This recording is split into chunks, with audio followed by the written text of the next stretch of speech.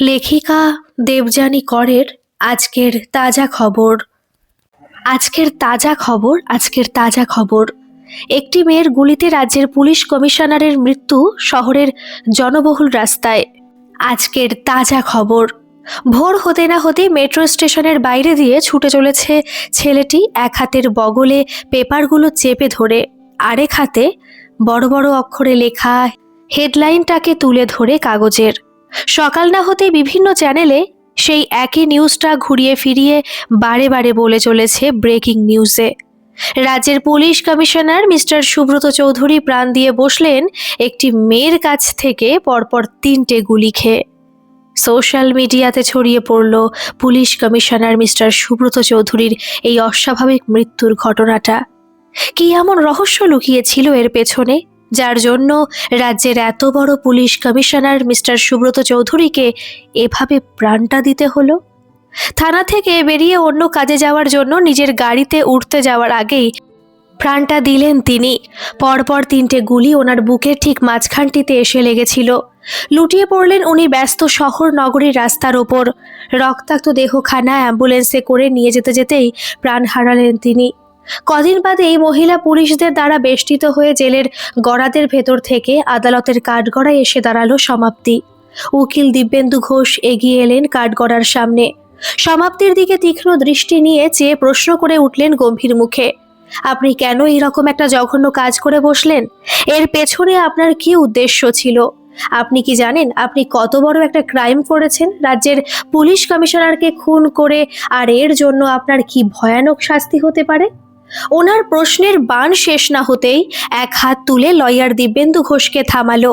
সমাপ্তি উত্তর দিয়ে উঠল ধীর শান্ত এক গলা নিয়ে, যা করেছি আমি বেশ করেছি, এর জন্য আমি একটুও অনুতপ্ত নই। তারপরই জজ বঙ্কিম সেনগুপ্তর দিকে চেয়ে বলে উঠল সমাপ্তি জোর হাত করে, মাই লর্ড, আমাদের মতন সাধারণ ঘরের মানুষদের বেঁচে থাকতে হলে দিনের পর দিন সমাজে ঘটে চলা এই জঘন্য দুর্নীতির বিরুদ্ধে রুখে দাঁড়াতেই হবে। আর এই দুর্নীতির মাস্টার মাইন্ড যারা যারা রাজ্যের রক্ষকের আড়ালে ভক্ষক হয়ে ঘুরে বেড়াচ্ছে, তাদের শেষ করে ফেলতে হবে। আমি শুধু সেই কাজটুকুই করেছি। এর জন্য তো আমার কোনো রকম অনুশোচনা হচ্ছে না। অনুশোচনা হওয়ার কথা তো তাদের, যারা মুখোশের আড়ালে এই সব পাপ কাজগুলোকে করে চলে, সমাজে বুক ফুলিয়ে বেড়ায় শুধুমাত্র অর্থের জোরে। আপনার কাব্য কবিতা শুনতে আমরা এখানে আসিনি, সঠিক প্রশ্নের সঠিক জবাব দিন। এরপরে উকিল দিব্যেন্দু জজের দিকে চেয়ে বলে উঠলেন, মাই লর্ড, উনি শুধু শুধু কতগুলো আজে বাজে কথা বলে আসল প্রশ্নকে এড়িয়ে যেতে চলেছেন, আদালতের মূল্যবান সময় নষ্ট করছেন। সমাপ্তির সাথে সাথে বলে ওঠে জজের দিকে চেয়ে জোর হাত করে, হে ধর্ম অবতার, আমি আজ আমার জীবনে ঘটে যাওয়া সব সত্যিকারের ঘটনাগুলোকে তুলে ধরতে চাই একে একে।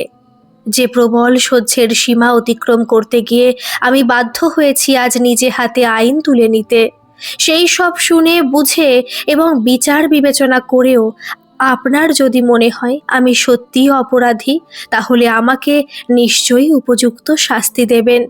আমি মরতেও রাজি আছি, তবে এই সমাজের প্রশাসনের বিরুদ্ধে একরাশ ঘৃণা নিয়ে। জজ বঙ্কিম সেনগুপ্ত সমাপ্তির দিকে চেয়ে বলে উঠলেন, আপনি বলুন নিশ্চিন্তে আপনার সব কথা, আমি শুনব। উকিল দিব্যেন্দু কিছু বলতে যেতেই জজ হাত উঠিয়ে থামালেন তাকে। আপনি বসুন নিজের জায়গায় গিয়ে, আমি ওনার কথা আগে সব শুনবো, তারপর আপনি যা বলার বলবেন। সমাপ্তি বলে চলল ধীরে ধীরে করুণ এক চোখ নিয়ে, মাই লর্ড, আজ আমার পরিবার এই আজকের সমাজের চরম দুর্নীতির শিকার। আমার বাবা মা ও একমাত্র ভাই এই জঘন্য দুর্নীতির চাপে পড়ে প্রাণ বিসর্জন দিতে বাধ্য হয়েছে, আর আমি একজন ধর্ষিতা নারী। আমাকে কে ধর্ষণ করেছে শুনবেন, হে ধর্ম অবতার? এই রাজ্যের স্বনামধন্য police commissioner mister Subrata Chowdhury. শুধু তাই নয়, এক মিথ্যে চুরির জালে আমার বাবাকে ফাঁসিয়ে আমার বাবার চাকরিটা কেড়ে নেওয়া হয়েছে, আর তার বিনিময়ে অযোগ্য এক ব্যক্তিকে ওনার পোস্টে নেওয়া হয়েছে। একটু দম নিয়ে বলে চলল সমাপ্তি, আবারও সুন্দর একটা ছোট্ট সুখী পরিবার ছিল আমাদের। বাবা একটা বেসরকারি কোম্পানিতে চাকরি করত। আমার ভাই আমার চেয়ে 4 বছরের ছোট ছিল। খুব ব্রিলিয়ান্ট, পড়াশোনায় খুব ভালো ছিল আমার ভাই স্পন্দন। ওর নিজের এবং আমি আর বাবা মায়েরও শখ ছিল বড় হয়ে ভাই বড় ডাক্তার হবে, সেবার কাজে নিজেকে বিলিয়ে দেবে স্পন্দন। কিন্তু এই চরম দুর্নীতি চাপে পড়ে আমার ভাই স্পন্দনকেও তার জীবনটাকে শেষ পর্যন্ত বলিদান দিতে হলো। মাই লর্ড, এখানে কি কোনো সিনেমার গল্প শোনানো হচ্ছে? এভাবে আসল প্রশ্ন এড়িয়ে গিয়ে উনি সুন্দর একটা গল্প সাজিয়ে এনে বলে সকলের মনটাকে অন্যদিকে ঘোরানোর চেষ্টা করে চলেছেন তখন থেকে।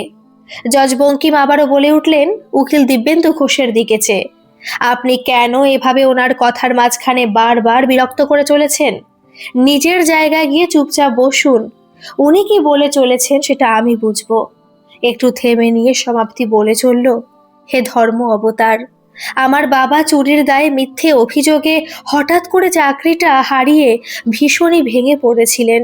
ভাইকে ঘিরে যে স্বপ্ন দেখে চলেছিলাম আমরা এতদিন ধরে, সেই সব স্বপ্নই ধীরে ধীরে ভেঙে যেতে লাগলো। ডাক্তারি পড়তে তো প্রচুর পয়সার দরকার। আমি তখন কলেজে পড়ছি। কলেজ থেকে ফিরে 2-3টে টিউশনি করে আর বাবার জমানো টাকা ভাঙিয়ে আমাদের সংসারটা কোনো রকমই চলছিল। ভেবেছিলাম পড়াশোনা কমপ্লিট করেই চাকরির চেষ্টা করব। ভাইয়ের ডাক্তারি পড়ার স্বপ্নটাকে অসফল হতে কিছুতেই দেব না। এর মধ্যে আমার এক বান্ধবীর সাথে আমি আমাদের বাড়ির কাছে এক লোকাল থানায় গিয়েছিলাম ওর বাড়ির একটা প্রবলেম নিয়ে। সেই থানার তখন ওসি ছিলেন আজকের এই স্বনামধন্য police commissioner mister Subrata Chowdhury. সেদিন থানাতে এফআইআর করতে গিয়ে প্রথম ওনার সাথে দেখা হয়েছিল।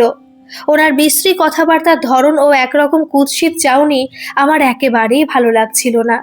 এর কদিন বাদেই আমি কলেজ থেকে ফিরে সন্ধ্যের পরে টিউশনি করে ফেরার পথে ওই থানার ওসি বনাম আজকের রাজ্যের এই নামকরা পুলিশ কমিশনার মিস্টার সুব্রত চৌধুরীর দ্বারা আমি ধর্ষিতা হয়েছিলাম। আই অবজেকশন মাই লর্ড, ওনাকে এবারে থামতে বলুন প্লিজ। আমার মনে হয় উনি মানসিক দিক দিয়ে একেবারেই সুস্থ নন। ওনাকে মানসিক দিক দিয়ে আগে সুস্থ করে তুলে তবেই ওনার বয়ান শোনা উচিত। মাই লর্ড, এর প্রত্যক্ষ প্রমাণ রয়েছে আমার হাতে। এই ভিডিওটা দেখলেই আপনি বুঝবেন উনি মানসিক দিক দিয়ে সুস্থ না অসুস্থ, আর ওনার বলা কথাগুলো সব সত্যি না মিথ্যে। অপরপক্ষের উকিল জনক চ্যাটার্জি সাথে সাথে উঠে দাঁড়িয়ে জজ বঙ্কিম সেনগুপ্তের হাতে ভিডিওটা তুলে দিয়ে বললেন, এই ঘটনার প্রত্যক্ষ সাক্ষী আমি নিজে মাই লর্ড। সেদিন সমাপ্তি টিউশনি করে ফেরার পথে আমি ওর পেছন পেছন আসছিলাম একটু দূরে গ্যাপ রেখে।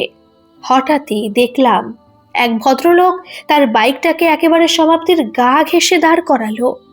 একটু অবাক হয়ে কি মনে হতেই মোবাইলটা অন করে নিয়ে ভিডিও তুলতে লাগলাম। সমাপ্তিকে কি যেন বলে নিয়ে লোকটা পাশের মাঠের দিকে নিয়ে যায়, আর তারপরই অন্ধকারে একটা ঝোপের আড়ালে নিয়ে গিয়ে তাকে ধর্ষণ করতে থাকে। আমি ওকে খুঁজতে গিয়ে বিবস্ত্র অবস্থায় সমাপ্তিকে দেখতে পেই, আর তার গোঙানোর আওয়াজ পেয়ে কাছে ছুটে যেতে যেতেই লোকটা তীব্র বেগে হেঁটে গিয়ে তার বাইক নিয়ে বেরিয়ে যায়। ওই অবস্থায় সমাপ্তিকে দেখে ও তার কান্না শুনে আমি ধুয়ে ধুয়ে 4 করে ফেলেছিলাম। রাস্তার লাইট পোস্টে আলো থাকাতে হেঁটে গিয়ে বাইক নিয়ে বেরিয়ে যাওয়ার সময় সেদিনের ওই থানার ওসি মিস্টার সুব্রত চৌধুরীকে আমি ভালোভাবেই চিনতে পেরে যাই। চেহারাটা পুরোপুরি ধরা পড়েছিল আমার ভিডিওতে। এই ভিডিওটা তারই প্রমাণ। আমি সাথে সাথে অ্যাম্বুলেন্স ডেকে সমাপ্তিকে হাসপাতালে নিয়ে গিয়ে ভর্তি করি ও তারপরে একটু সুস্থ করে নিয়ে ওকে ওর বাড়ি ফিরিয়ে আনি। জজ বঙ্কিম সেনগুপ্ত ভিডিওটা ভালো করে দেখে নিয়ে রাখতে যেতেই প্রতিপক্ষীয় উকিল মিস্টার দিব্যেন্দু ঘোষ উঠে দাঁড়িয়ে জোরে বলে উঠলেন, মাই লর্ড, এই ভিডিওটা যে একটা সাজানো মিথ্যে ভিডিও তার যথেষ্ট প্রমাণ রয়েছে। রাতের অন্ধকারে এভাবে কখনোই ভিডিও করে সত্যিটা প্রমাণ করা যায় না, আর এটা একটা আইন বিরুদ্ধ কাজও বটে। তবে হ্যাঁ, করা যায় যদি কোনো গল্প কাহিনী সাজিয়ে শুটিং করা হয়। সমাপ্তি জজের দিকে চেয়ে জোর হাত করে গম্ভীর মুখে বলে ওঠে, আমার কথা এখনো শেষ হয়নি মাই লর্ড। আপনি বলুন নিশ্চিন্তে যা যা বলবার। জজের কথায় সমাপ্তি বলে চলল এক গম্ভীর গলা নিয়ে, সেদিনের ওই থানার ওসি বছর 2 বাদে রাজ্যের পুলিশ কমিশনার হয়ে আর কি কি রূপ দেখালেন যার জন্য আমি তাকে এভাবে খুন করতে বাধ্য হয়েছি, সেটা না বললে এই খুনের দায়ে কেন আমি অভিযুক্ত তার সম্পূর্ণ উত্তরটা তো পরিষ্কার হয়ে উঠবে না। অসমাপ্ত থেকে যাবে। জজ বঙ্কিম সেনগুপ্ত বলে উঠলেন, আপনি নির্ভয়ে বলুন আপনার সব কথা, যেটুকু বাকি রয়ে গেছে আমি সব শুনব। সমাপ্তি চোখের গড়িয়ে পড়া জল মুছে নিয়ে বলল, আমাকে সেদিন হাসপাতাল থেকে বাড়িতে ফিরিয়ে আনার পর আমার বাবা আমাকে দেখে আর সব কথা শুনে সাথে সাথেই হার্ট অ্যাটাক করে মারা গেলেন, আর মা বিছানা নিলেন। ভাই স্পন্দন কতটুকু কি বুঝেছিল জানি না, হয়তো বুঝেও সবকিছু না বোঝার ভান করেছিল। বাবাকে দাহ করে এসে আমি মনে মনে প্রমিস করেছিলাম, আর তো আমার পড়াশোনার কোনো মানে হয় না, আমার জীবনটা তো নষ্টই হয়ে গেছে, তবে বাঁচতে আমাকে হবেই, শুধুমাত্র আমার ভাইটাকে ডাক্তার করে তোলার জন্য। আর এর জন্য যা যা করতে হয় আমি করব। ওর এবং আমাদের সবার স্বপ্ন আমি কিছুতে নষ্ট হতে দেব না। সব ভেবে চিন্তে স্পন্দনকে ডাক্তারি পড়ানো ও মায়ের চিকিৎসার খাতিরে আমি শহরের নামকরা রেড স্টার হোটেলে প্রস্টিটিউট হয়ে জয়েন করলাম, শুধুমাত্র একটাই কারণে, যাতে অতি তাড়াতাড়ি প্রচুর টাকা হাতে আসে। স্পন্দন ডাক্তারি পড়তে পারে যেখানে আমি তো সম্পূর্ণ নষ্ট হয়ে গেছি। একবার যখন আমার শরীরে সাপের ছোবল পড়েছে, তাহলে আর বারবার পড়তে ক্ষতি কি?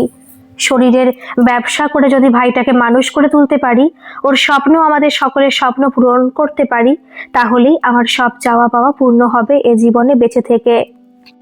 এর মধ্যেই মাও আঘাতে আঘাতে শোকে দুঃখে পাথর হয়ে এই পৃথিবী ছেড়ে চলে গেল। ঝড় ঝড় করে কেঁদে ফেলে চোখ মুছল সমাপ্তি। একটু শ্বাস নিয়ে আবারও বলে চলল, স্পন্দন সাংঘাতিক ভালো রেজাল্ট করে ডাক্তারিতে চান্স পেল। এমবিবিএস পাশ করে পোস্ট গ্রাজুয়েশন করার পর ডাক্তারির শেষ পরীক্ষায় বসলো স্পন্দন। খুব ভালো পরীক্ষাও দিয়েছিল সে, কিন্তু কদিন বাদে পরীক্ষার রেজাল্ট বার হতেই লিস্টে ওর কোনো নাম উঠল না। লিস্টে নাম দেখতে না পেয়ে প্রবল আঘাত পেয়ে উঠেছিল স্পন্দন। কাঁদতে কাঁদতে বাড়ি ফিরে এলো সে। ডাক্তার হয়ে আর উঠতে পারল না সে। তার জায়গায় আরেকজন ছেলের নাম রয়েছে, যাকে স্পন্দন খুব ভালো করে চিনত আগে থাকতে। অযোগ্য অপদার্থ একটি ছেলে, যার নাম সুপ্রতিম চৌধুরী, এই রাজ্যের নামজাদা পুলিশ কমিশনার মিস্টার সুব্রত চৌধুরীর একমাত্র ছেলে সে। কথাটা শোনা মাত্র আগুনের মতন ঝলসিয়ে উঠলাম। যেই থানার ওসি বনাম পুলিশ কমিশনার দ্বারা ধর্ষিত হয়েছিলাম একদিন আমি, সেই পুলিশ কমিশনার সুব্রত চৌধুরী, যার মাঝে মধ্যেই এই রেড স্টার হোটেলে ছদ্মবেশে যাতায়াত ছিল দৈহিক সুখ মেটানোর জন্য, তাকে তো আমি আর ছাড়বো না কিছুতেই।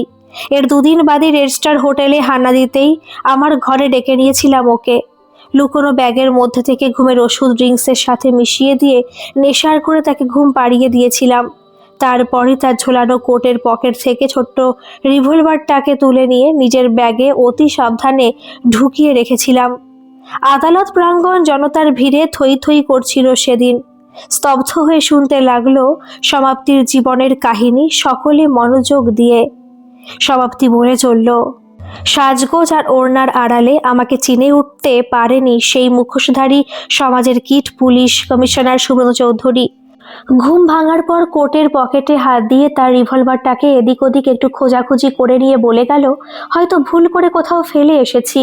রিভলভারটা নিয়ে সোজা বাড়ি ফিরে এলাম, কিন্তু আমার একমাত্র ভাইটাকে আর ফিরে পেলাম না।